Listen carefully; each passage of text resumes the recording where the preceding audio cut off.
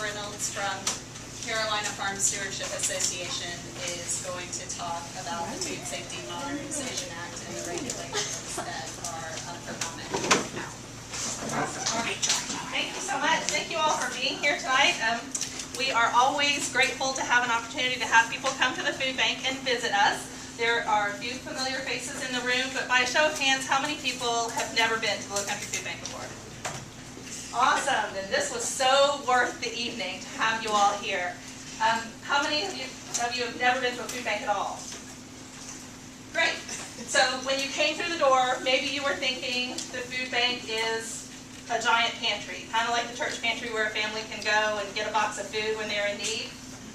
Yeah, that's what I hear most often when people visit us for the first time. And what we do actually is we're a distribution center for those church pantries, for homeless shelters, for other nonprofits that feed the hungry. We do feed the hungry directly, just not as much as we do through our partner agencies. So we actually serve over 300 agencies in coastal South Carolina. We are the Feeding America affiliate for the 10 coastal counties, South Carolina. We cover all the way from the North Carolina line to the Georgia line. This year we will distribute more than 19 million pounds of food to more than 200,000 individuals. Those individuals are your neighbors. They're my neighbors. They're families, just like our families. There are people who are struggling a little bit, having a hard time. Sometimes it's just a one-time visit to a food pantry that helps them get through a tough time. Sometimes it's more often. Seniors, as you might expect, once they start using a food pantry, it becomes part of their monthly routine and part of their need to fulfill their nutritional requirements. We are not what a lot of people think of when they think church pantry or food bank. We're not that old school can of tuna, can of ham, can of green beans. We definitely distribute a lot of canned tuna and a lot of green beans, but 17% of all the food that we distribute is fresh produce. And we have a goal in the next 5 years to make that 27%. And at that point, we will be distributing over 22 million pounds of food to the community. So that's a lot of fresh produce. And what do you guys know more about than fresh produce, right? We love fresh produce. I was telling Karen McManus, who is one of my teammates, she's new to our food bank, I was telling her today about the best moment I've ever had in food banking, and she was like, oh, you have to share that. There's a little neighborhood right down the street called Ashley Shores. We had an opportunity to have 10 pallets of fresh strawberries come in, and you guys know this, they looked so good. They looked great. But the wholesaler had turned them down because they weren't going to look great in the morning, right? You don't have much time. So we said, well, we have to do something with these strawberries tonight because we understand that, and we don't want to distribute food that isn't of good quality. So we loaded them on our mobile pantry. We drove right down the street to this neighborhood in need where the kids always come out to get the food boxes, and they're used to getting kind of the same stuff. You know, they're used to getting a box with a little bit of dry goods, and they're used to getting some produce, but it's mostly what's come from grocery stores that was unsaleable, and some bread, things like that. So they come out the same thing as always, and we have a beer truck that we use to distribute produce. So we rolled up the doors on the beer truck, you know, and it's bright red. And they looked at it and they're like, what is that? And then we started pulling it out and they realized it was strawberries, and it was like a mob scene. They're running for this truck. They are running like it's the ice cream truck, which is super excited to see kids that excited about produce. And that's what gets me excited, it's what gets Karen excited. It's why we're so glad to have you here at the food bank so that we can tell you that the community is excited about produce. And it's something that we need to be able to provide to our neighbors in need. And it's what we do here at the Low Country Food Bank. Karen is a former farmer, so she knows a lot more about what happens in your fields than I do. So I'm going to ask her for just 2 minutes to tell you about what you can donate to help our community. Thanks, Margaret. I recently moved to Charleston from Fort Collins, Colorado. I had been a certified organic vegetable farmer for the last 25 years before I went to the food bank for Larimer County as their food resource manager. And they brought me on to the food bank there. I had been sitting on the board of directors as a farmer who donated a lot of product to the food bank. They brought me on because they understood the need for fresh produce as well. Food banks, just like Low Country Food Bank across the country, are really changing it up to distribute more fresh, more local, more wholesome food to all those folks in need. And I can't tell you how much I appreciate what you all do on a daily basis. I feel your pain. I feel your back pain right this moment. But I do want to just stress to you that if you do have donated product, we would love to take it. No donation is too small, nor is it too large. We will be, if you're interested, taking you on a tour afterwards, and you'll see the capacity firsthand at what we can do here at in the warehouse. We came up with a little flyer for all of you just to let you know what it is that we can take as far as fresh produce goes. And our business cards are here as well. If you have any questions, please give us a call, either Margaret or myself. We'd love to see you come to the back door. If it comes to it, you have a lot, we can send a truck out to pick up as well. But we would love to see some of your product come into the warehouse to distribute to those in need. And I can tell you firsthand that it's great for your triple bottom line and for your marketing, because you can put something on your farmer's market table or hand out to your CSA members, letting them know that you're donating to the Low Country Food Bank, and I can tell you that people will really want to do business with you. It's a great thing to be doing for the community, and once again, I really appreciate it. I hope tonight is great. So we are going to leave them up front, and you can pick them up as you need to. I don't want to overload you guys with materials. Thanks for being here.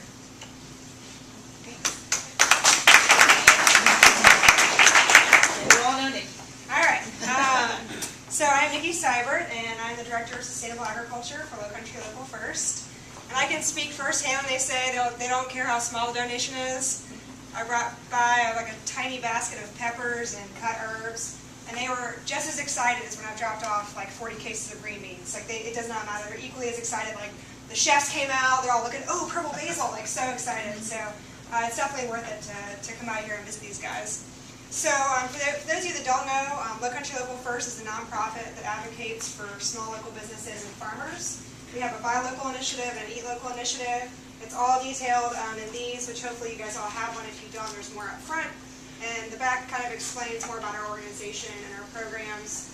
Specific to food, which is my passion, the Eat Local side, we're doing a lot of trainings for farmers, for those people that are interested in getting into farming. We have apprenticeships, and we're helping new beginning farmers with business incubation out at the Durworks Incubator Farm. We do have the Farm Fresh Food Guide, which is also out here. If you are a farmer and you're not in here and you want to be in here, please let me know. This helps consumers connect with farmers markets, with CSAs, and just farms in general. This is also extremely popular among the restaurant community. So something to think about if you guys aren't in there. When is the next publication of that? Well, we had 2,000 of these printed, but we can update the digital copy at any time. So I try and do it every few months, and it won't be automatic, but I'll try and do it pretty quick. We just got another farmer's market on Folly, so I already need to get it updated. We also do ripe charts that tell people what's in season when by the month. A lot of you guys already know this information, but it can be great for your CSA customers. And I also have this digitally if you want to share that, as well as our stickers, which help yourself. And this is my card. If you guys have questions or want more information, I have a listserv, so if you're interested in farming or you want someplace where you can ask your questions to other farmers or people interested in farming, please let me know and I can add you to the list. And you are able to post anything from who's the best person to dig my well to what grants are available right now. So just try and use that as a resource for you all. We do growers groups once a month on topics that are selected by farmers. The next one will be on propagation practices. That'll be out at Sea Island Savory Herbs. That's also going to be a potluck dinner. So even if you are a propagation expert, I invite you guys to join us afterwards to do a little potluck dinner. We had to move the date due to some conflicting dates, so I'll let you guys know that as soon as I can.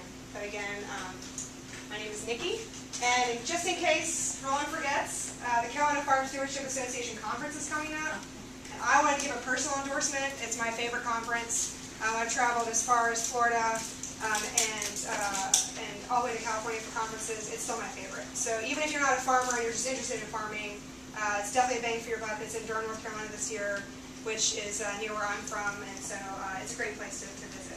But you guys have a great night. Thanks a lot, Nikki. I appreciate your reminding me that we've got a conference coming up. My name is Roland McReynolds. I'm Executive Director with the Carolina Farm Stewardship Association. I also want to introduce Thomas Locke, who's Outreach Coordinator at CFSA, and also here this afternoon, this evening.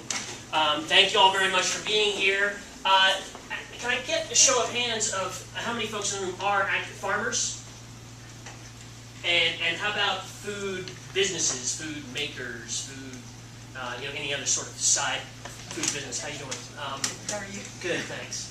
And how many of you are members of Carolina Farm Stewardship Association?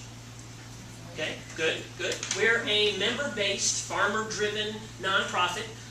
We serve North and South Carolina with the mission to advocate, educate, and build the systems to create a sustainable regional food system for the Carolinas, centered on local food and organic farming practices. We've been around for 30 years. We have a lot of, besides we do education programs like our conference, which is coming up November 15th in Durham, as well as technical assistance services for farmers. We can help you with NRCS grant applications. We can help you with organic farming plans. We can help you with good agricultural practices. We recently published a manual for good agricultural practices, food safety for diversified small and sustainable farms. And there's a lot of information on our website. I'll go ahead and stick brochures up here as well for those of you who like to learn more about our organization. I want to also point out that the whole Food Safety Modernization Act and why we're here tonight, what we're here to sort of learn about, is a really important issue for local food, for sustainable agriculture in the Carolinas and across the country. And it's really vital that you all, as farmers and food businesses, get involved in the process that's underway right now where the Food and Drug Administration is receiving comments on their proposed rules for the Food Safety Modernization Act. So I'm going to back up. I'm going to talk just a little bit about the legislative and regulatory process and why we're even here talking about the Food Safety Modernization Act and these regulations. Then we're going to talk a little bit about some particular elements of the two key rules that are out there, the two key issues. FDA, Food and Drug Administration, is proposing rules to govern how produce is grown on farms. That's their produce rule. And they're proposing rules for how food products are manufactured, processed, handled by food processing facilities, and that's called the Preventive Controls Rule. Both are critical. Even if your operation is just farming, both of these rules are critical and will have major impacts on local food distribution, like Grow Food Carolina, in this region and across the country. So it's really vital that you all get involved in this process. Get involved in submitting comments to the FDA about the issues that these rules might present for your farms. Get your customers involved in commenting on this because we've made so much progress in local food across the country and in the Carolinas over the last few years. And you're seeing food hubs like Grow Food expanding across the state, across our region and across the country. And these kinds of enterprises are critical to expanding access. Access of consumers to fresh local produce, access of farmers to markets where people are willing to pay for fresh local produce. And these rules, in my opinion, present a major challenge to that growth. And indeed, FDA's own economic impact analysis of these rules suggests that it will cause farmers to leave the business, cause new food and farm entrepreneurs to not get into business in the first place, and will have a negative impact on what we know as a sustainable food system. I've got a couple of handouts that I'm going to pass around while I kind of do the background.